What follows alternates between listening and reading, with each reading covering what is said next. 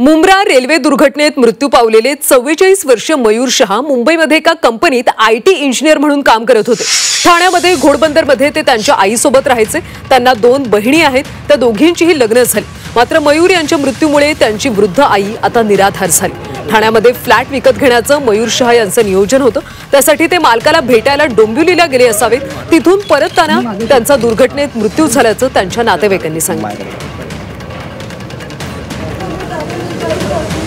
आज मुंब्र्यामध्ये जी लोकलची दुर्घटना झाली त्यामध्ये 4 जणांचा बळी गेला। यामध्ये 44 वर्षीय मयूर शहा यांचा सुद्धा मृत्यू झाला।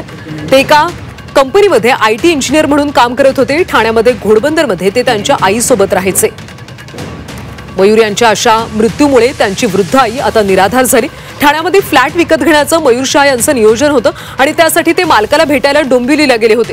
तिथून परत येत असताना दुर्घटनेत त्यांचा मृत्यू झाला आणि यामुळे आता त्यांची वृद्ध आई आता निराधार झाली।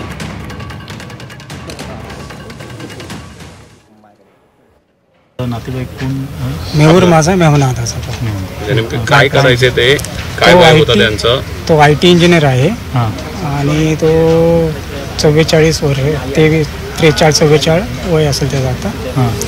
तो राहतो ठाण्यामध्ये इथेच आणि तो त्याचा घाटकोपरला विद्याविहारच्या तिथे त्याचं ऑफिस होतं आता।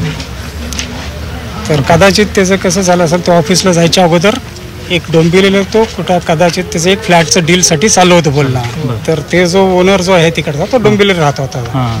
तर कदाचित शक्यता आहे की तो तिकडे भेटायला गेला असेल, कारण की ही दुर्घटना तिकडच्या बाजूला घडली।